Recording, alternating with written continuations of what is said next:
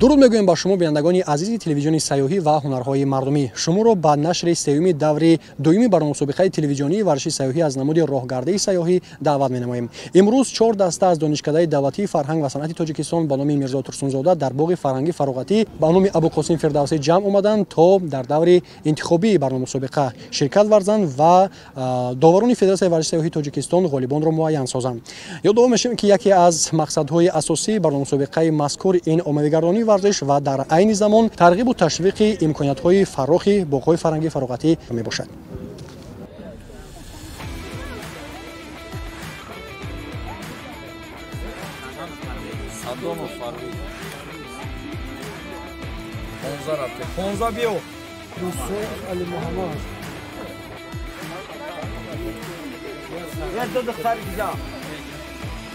صبح در فضای سرسبز و دلکش باغ فرهنگی فراغتی به نام ابوالقاسم فردوسی واقع در قلب شهر دوشنبه. برنامه مسابقه تلویزیونی ورزش سیاحی از نمود راهگرده سیاحی با ابتکار مؤسسه دولتی تلویزیون سیاحی و هنرهای مردمی در همکاری با مقامات اجرایی حکومت دولتی شهر دوشنبه، فدراسیون ورزش سیاحی تاجیکستان و مؤسسه‌های تحصیلات عالی کسبی جمهوری راه‌اندازی شده است. هدف ترغیب طرز حیات سالم، رشد نمودهای ورزش سیاحی، معرفی امکانات‌های باغ‌های فرهنگی فراغتی پایتخت و تحکیم روابط دوستانه میان دانشجویان مؤسسه‌های تحصیلات عالی کسبی کشور است.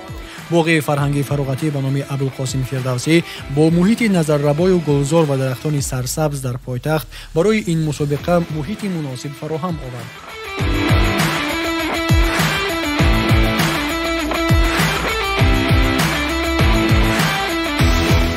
پیش از آغاز مسابقه، داوران فدراسیون ورزش سیاحی تاجیکستان و مسئولین درباره قاعده‌های راهگردی مسافری و اهمیت آن به سلامتی معلومات مفصل پیشنهاد کردند. راهگردی سیاحی یک نمود دسترس ورزش بوده به بهتر شدن کار دل و رگ‌ها، مستحکم شدن موشک‌ها و کاهش استرس مساعدت می‌کند. داوران قاعده‌ها را نیز شرح دادند. اشتراکچیان باید با نظام معین قدم زنند، از دویدن خودداری نمایند و معیار معینی اساس و پایه‌ها را رعایت کنند، وگرنه با جریمه علاوه ثانیه‌ها روبرو می‌شوند. رعایت نظام و قاعده‌های مسابقه کلید موفقیت است. بیایید می‌بینیم که کی این قاعده‌ها را از اشتراکداران بهتر رعایت می‌کند.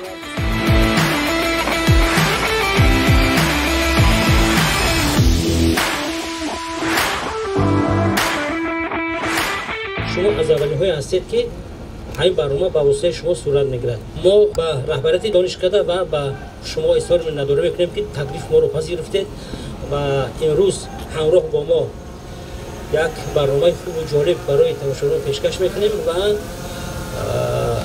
با شما برار با اینجا داور مسابقه اصلا تورمبرار من فکر میکنم که همه قاعده های این برنامه رو با شما میفهمونن، یعنی قاعده های برگزاری و قاعده های درست راهگردی با واسطه یعنی چوب دست را.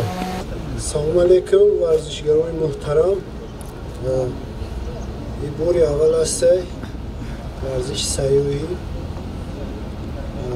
باید دانشجویان شما ورزشگرانی هستید که در این رشته ورزش باری اول است. خوبی ورزش در خارجه به طور معمولی هر پلوی روزی قریب که تمام مردم خارجی به این ورزش مشغول هستند. خب ما را هم تصمیم گرفتیم که در تاجیکستان این ورزش رشد کنه و سالم گردانی جامعه باز هم خوبتر بهتر شود. یک ورزشی است که زیاده از 20 نمود بیماری ها فایده آور است و به تنظیم در آوردن گردش خون فایده کلان دارد. فشار خون یعنی به تنظیم در آورد. خب قاعده های اساسی نمود ورزش: پاچه چپ پیش میمونه، دست راست، چوب دستی که در دست راست ما هسته باید این قدر پیش نباشد یا که این قدر عقیب دم نباشد. برابر پاچه پیش بدگی پاچه بدگی راست باید باشد. خب اینجا اویزه در نشون میدگی هسته که هر یک قدم باید چقدر باشد. همه گرادوسی و یاشقتی قاعده فهمیدگی هسته. خب ما میمونیم یک قدم ما نه کمتر از 60-70 سانتی متر باید باشد. خب از پیش پوچه بودگی تا پس پوچه عقبی باید که 60-70 سانتی متر باشد. خب قامت راست میکنیم. بسیار ورزشگرو هسته که سر خم فقط نوک پوچه‌اش نگاه میکنه. وقتی که در این حالت میشه باید قامت راست باشه، ورزشگر راست باشه. این طرز همه درستی چوب دست خپیدن این خیلی باید باشه 60 گرادوس، یعنی از خب نوک پوچه تا همچیره باید که 60 گرادوس در حرکت باشه. خب حرکت میکنیم این هم خیلی رفت باید که برابر باشه دیگه. حرکت چقدر تیز ما حرکت کرده میتونیم، لیکن دویدن ممکن نیست.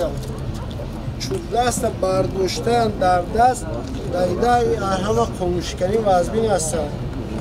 3 مرتبه آگاهی میکنیم، از بس که یکم مرتبه شما اشتراک میکنیم 3 مرتبه آگاهی میکنیم. بعد 3 مرتبه همون ورزشگر از مسابقه خارج میشه. خب دوری انفرادی ده همه خیلی میشه. از نمود گروهی آخران آدمی که به فینیش اومده میرسه ما وقتا میقپیم، یعنی یکم کی میایه ایش بینوبت گرفته نمیشه. وقتی که گروهی ما سر میتیم گروه یکم دیگم سیم چورم، یعنی آخران آدم فینیش گذشت همونجا دقیقا ثانیه‌اش قپیده میشه. بعد در انفرادی ده 3 جور ما به نظر میگیریم، یکم دیگم سیم. از نمود انفرادی بین پسران جدا میشه بین دختران. خب نمود انفرادی هر کس به منفعتی خودی ورزشگر کار میکنه، حرکت میکنه که چقدر تیزتر به محرم اومده رسد. قاعده ویران کنید در نمود انفرادی کسی که به خطاگی راه میدهد خودی ورزشگر خارج میشه. اگر از نمود گروهی یک نفر 3 مرتبه آگاه میکنیم خودی گروه، یعنی یک کس به خطاگی راه میدهد همه گروه از مسابقه خارج کرده میشه. همه چوب دستاش میگیره، با قد و قامت باید برابر باشه، یعنی چخیل میستی باز باید تحت 90 گرادوس، یعنی از چوب دست با اورنج تنه ورزشگر باید 90 گرادوس باشه. چی طرزی که ما هستیم. گروه یکم دویم استارت اومده میشیم باز میتونیم.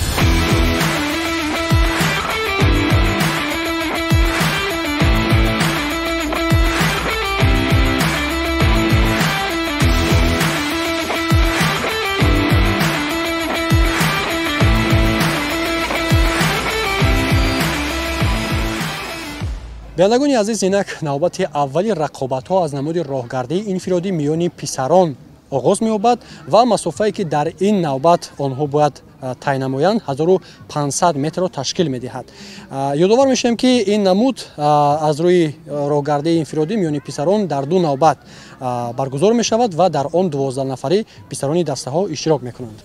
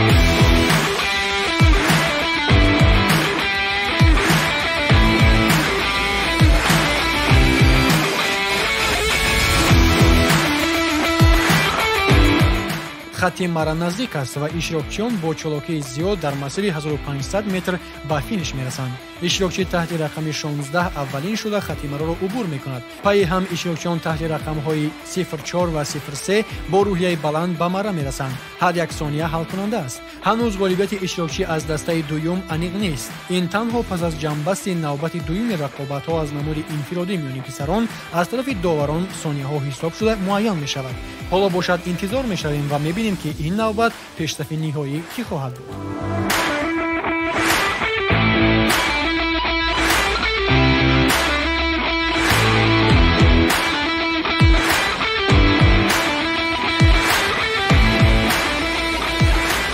امروز در باغ فرهنگی فراغتی با نام ابوالقاسم فردوسی در مسابقه تلویزیونی اشتراک کرده جای اول را گرفتم و باز هم سعی کوشش میکنیم که در دورهای نوبتی جای اول رو باز هم گیریم. من همین نوبت ورزش قطعی یکم برای مشغول شدم و برای من آسان بود.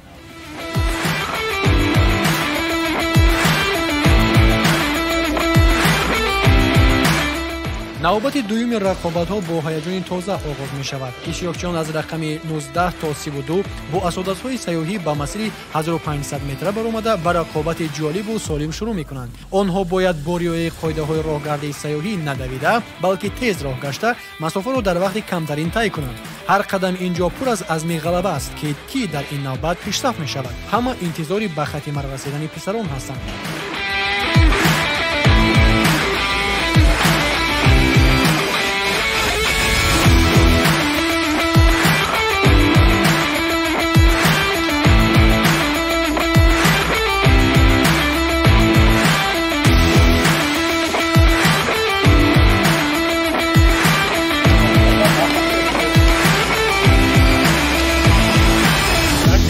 و اینک پس از چند لحظه های دل انتظار نیز فرا می رسد. اشتراکچیان به فینیش نزدیک می شوند. اشتراکچی تحت رقم 20 اولین شده خط مرا را عبور می کند. پای هم اشتراکچیان تحت رقم های 27 و 24 نیز به مرا می رسند. اما همان طوری گفتیم هر ثانیه نقش مهم دارد. پس از چند لحظه داوران فدراسیون ورزش سیاحی تاجیکستان نتیجه های نهایی را معین خواهند کرد. جالب است که کی غالب نمود راهگردی انفرادی میان پسران می شود.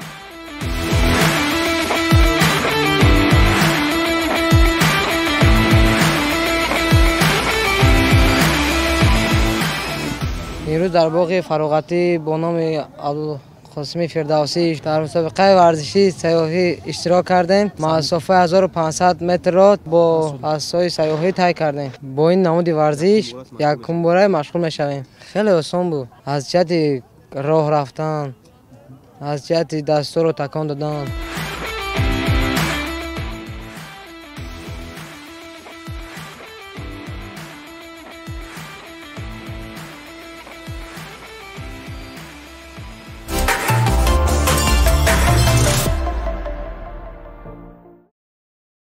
тамошобинони азиз, инак навбати дуюми рақобатҳо, яъне аз намуди роҳгардии инфиродӣ миёни духтарони дастаҳо оғоз меёбад. Дар ин навбат бошад 7 нафар аз духтарони дастаҳо масофаи 1500 метрро тай намуда ба хати марра хоҳанд расид.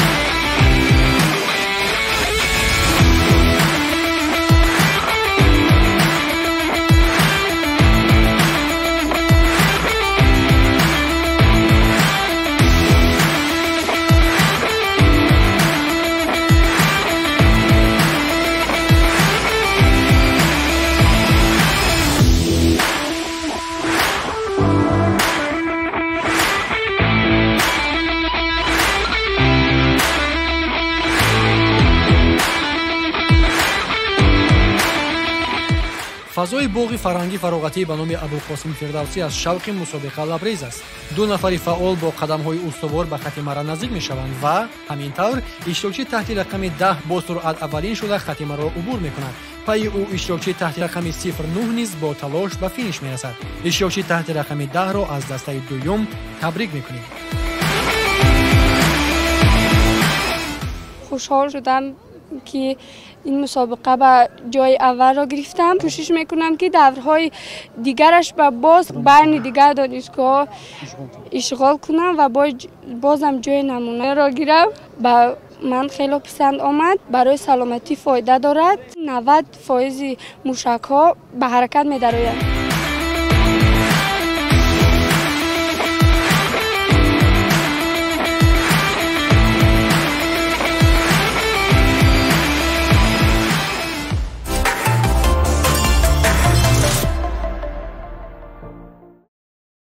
биандагони азиз, инак фаро мерасад рақобатҳо аз намуди роҳгардии гурӯҳӣ ва дар навбати аввал дастаи ду аз хати старт ба роҳгардии сайёҳӣ шурӯъ мекунанд ва онҳо бояд масофаи 1500 метрро чун дар дигар намудҳо тай намоянд ва як нозукии хеле хурди намуди роҳгардии гурӯҳӣ дар он аст ки агар дар намудҳои роҳгардии инфиродӣ нафари аввалин ба хати марра расида ғолиб дониста мешуд, дар ин намуди роҳгардӣ бошад нафари охирин, яъне вақти нафари охирин ба ҳисоб гирифта мешавад ва аз намуди анҳамин вақти охирин натиҷагирӣ мегардад.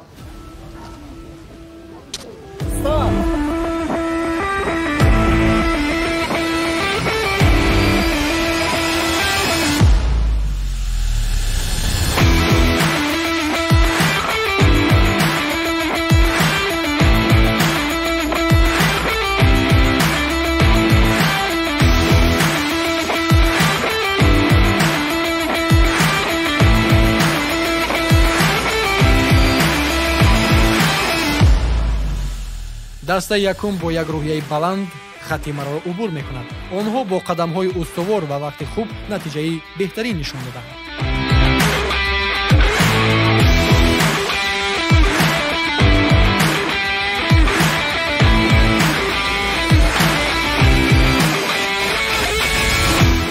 ва акнун дастаи дуюм аз хати старт бо шавқу ҳавас ба роҳгардии сайёҳӣ оғоз мекунад.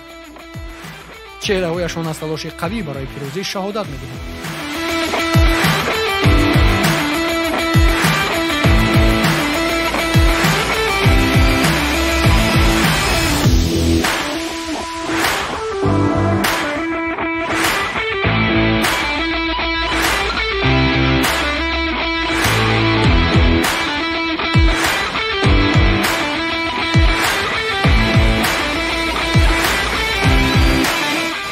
ҳамин тавр дастаи дуюм низ бо натиҷаи муносиб ба хати марра мерасад ва охирин иштирокчии онҳо бо суръати нисбатан беҳтар мусобиқаро анҷом дод.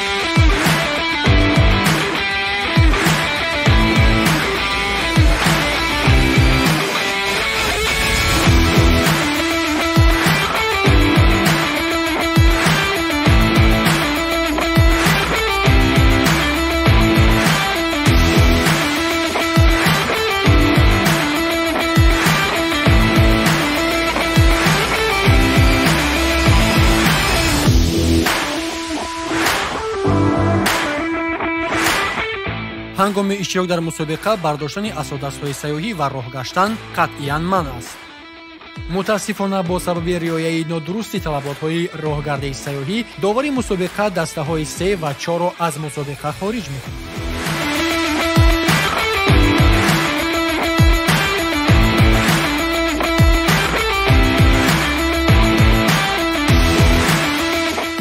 интизор мешавем пас аз чанд лаҳза доварон натиҷаҳои ба дастовардаи иштирокдоронро ҳисоб мекунанд ва натиҷаҳои ниҳоиро эълон хоҳанд дошт.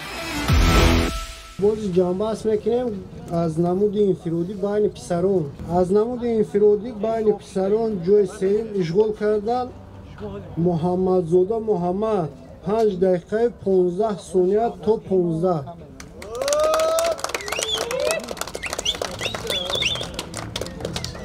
خب جای دوم اشغال کردن رجبالیف عثمان جان 5 دقیقه 51 ثانیه. جای اول اشغال کرده است حاجی صدرالدین 5 دقیقه 50 ثانیه. خب یا از بین این دانشگاه شما رخصت گرفتم برای رقابت بین دیگر دانشگاه و دانشکده‌های شهر دوشنبه.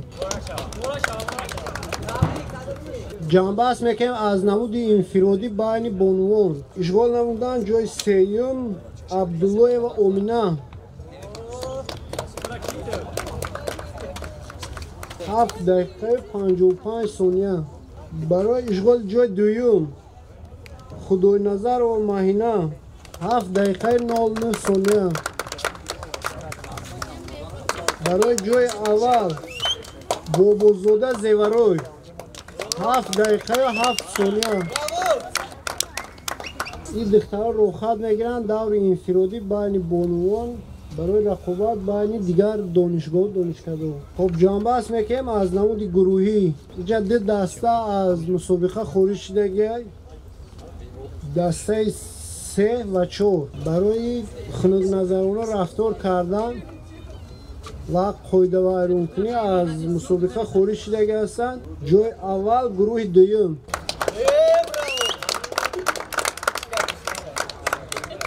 اشغال نمودن جای دوم گروه 1 8 دقیقه 37 ثانیه.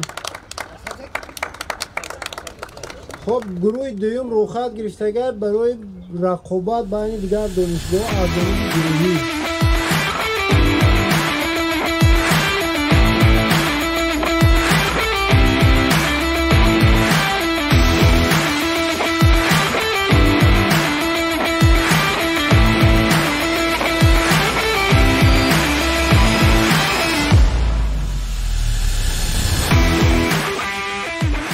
بینندگان عزیز бо ҳамин мерасем ба поёни нашри сеюми даври дуюми барномасобиқаи телевизионии варзиши сайёҳӣ аз намуди роҳгардаи сайёҳӣ ки дар боғи фарҳангӣ фароғатӣ ба номи абулқосим фирдавсӣ байни донишҷӯён аз донишкадаи давлатии фарҳанг ва санъати тоҷикистон ба номи мирзо турсунзода баргузор гардид ва ёдовар мешавем ки ин даври интихобӣ мебошад ва дар давраҳои навбатӣ ғолибонро тӯҳфаҳои арзишманд ва диплому сипосномаҳо интизор ҳастанд. варзиши сайёҳӣ боз як қадами устувор ба сӯи саломатӣ ва тансиҳатист. пас ҳамеша дӯстдори сайёҳат ва варзиш бошед.